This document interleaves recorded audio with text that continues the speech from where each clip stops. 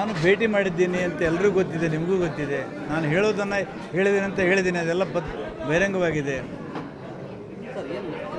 ಅದೆಲ್ಲ ಹೇಳೋಕ್ಕಾಗಲ್ಲ. ಹೌದು, ಲಕ್ಕಿನೇ ಮತ್ತೆ ಅವರು ಲಕ್ಕಿ ಸಿ ಎಮ್ ಮತ್ತೆ.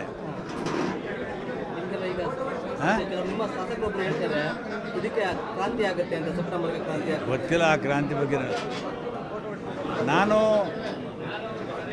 ಆ ಕ್ರಾಂತಿ ಬಗ್ಗೆ ನಾನು ಮಾತಾಡಲ್ಲ. ವಸತಿ ಯೋಜನೆ ಬಗ್ಗೆ ಸಾಕಷ್ಟು ದೂರು ಕೊಟ್ಟಿದೆ, ಸರ್ಕಾರದ ವಿರುದ್ಧ ಕೂಡ ಆಕ್ರೋಶ ವ್ಯಕ್ತಪಡಿಸಿ. ಏನು ಸರ್ ಅದು? ಸರ್ಕಾರದ ವಿರುದ್ಧ ಅಲ್ಲ, ಅಲ್ಲಿ ಇಲಾಖೆಯಲ್ಲಿ ನಡೀತಕ್ಕಂಥ ವಿಷಯಗಳ ಬಗ್ಗೆ ನಾನು ಮಾತಾಡಿದೆ. ಈಗಲೂ ಅದೇನು ಇದೆಯಾ ಸರ್?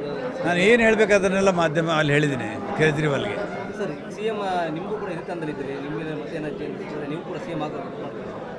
ಆಯ್ತು ಬಿಡ್ರಿ, ಹಣೆಬರದಾಗಿದ್ದವ್ರು ಆಗ್ತಾರೆ. ಸೆಪ್ಟೆಂಬರ್ ಕ್ರಾಂತಿ ಬಗ್ಗೆ ನನಗೆ ಗೊತ್ತೂ ಇಲ್ಲ, ನಾನು ಮಾತಾಡೋದಿಲ್ಲ. ಆ ಮಟ್ಟಕ್ಕೆ ನಾನು ಬೆಳೆದಿಲ್ಲ ಮತ್ತು ಆ ಸ್ಥಾನದಲ್ಲಿ ಕೂಡ ಇಲ್ಲ. ರಾಜ್ಯದಲ್ಲಿ ಅಭಿವೃದ್ಧಿ ರಾಜಕಾರಣ ನಡೀತಾ ಇದೆಯಾ, ಗ್ಯಾರಂಟಿ ರಾಜಕಾರಣ ನಡೀತಾ ಇದೆ? ಗ್ಯಾರಂಟಿ ಕೂಡ ಅಭಿವೃದ್ಧಿಯ ಭಾಗನೇ ಅದು.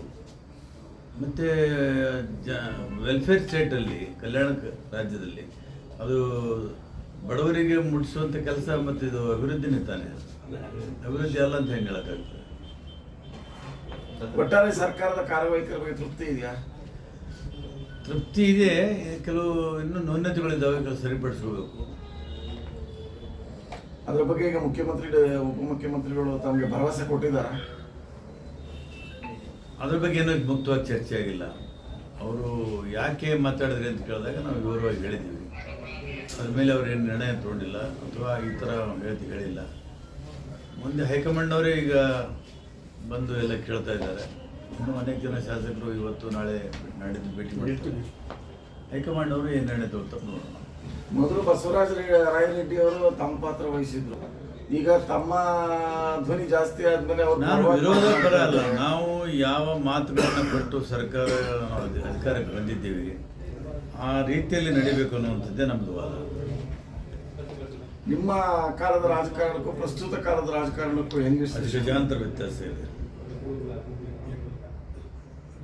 ಈಗೆಲ್ಲ ಕೃಷ್ಣಂದು ಗತಿ ಏನಾಯಿತು, ನಮ್ಮದು ಅದೇ.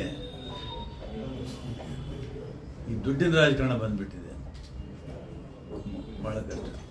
ಸರ್, ಗ್ಯಾರಂಟಿನೂ ಅಭಿವೃದ್ಧಿ ಭಾಗ ಅಂದ್ರೆ ಹಂಗಿದ್ಮೇಲೆ ಗ್ಯಾರಂಟಿ ಈಗ ಸರ್ಕಾರದಲ್ಲಿ ಅಭಿವೃದ್ಧಿ ಆಗ್ತಾಯಿಲ್ಲ ಅಂತ ಶಾಸಕರ ಕಡೆ ಧ್ವನಿ ಎತ್ತಾ ಇದ್ದಾರೆ. ಈಗ ಅವರಿಗೆ ಬೇಕಾದಷ್ಟು ಅನುದಾನ ಸಿಗ್ತಾ ಇರೋ ಕಾರಣಕ್ಕಾಗಿ ಅವರು ಆ ಥರ ಹೇಳ್ತಿರ್ಬೋದು. ಆದರೆ ಹಣಕಾಸಿನ ತೊಂದರೆ ಇದೆ.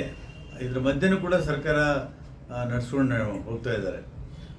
ಆದರೆ ಸ್ವಲ್ಪ ಫಂಕ್ಷನಿಂಗ್ ಪಾರ್ಟಲ್ಲಿ ಬದಲಾವಣೆ ಆಗಬೇಕು ಅಂತ ನಮ್ಮ ಅಪೇಕ್ಷೆ ಇದೆ. ಹಣಕಾಸಿನ ಕೊರತೆ ಗ್ಯಾರಂಟಿಯಿಂದ ಆಗಿದೆಯಾ ಅಥವಾ ಬೇರೆ ಸಂಪನ್ಮೂಲ ಕೊರತೆ?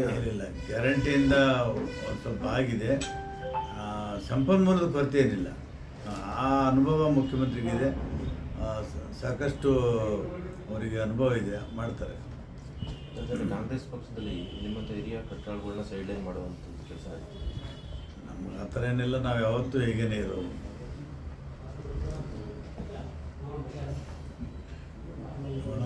ಇದೇ ಮಾತನ್ನು ನಿನ್ನೆ ಸುರ್ಜೇವಾಲ ಅವರಿಗೆ ಹೇಳಿದ್ದೀನಿ, ಮುಖ್ಯಮಂತ್ರಿಗೂ ಹೇಳಿದ್ದೀನಿ, ಡೆಪ್ಟಿ ಸಿ ಎಮ್ಗೂ ಹೇಳಿದ್ದೀನಿ. ಅವ್ರು ಏನು ಕ್ರಮ ಕೈಗೊಳ್ತಾರೆ ನೋಡೋಣ.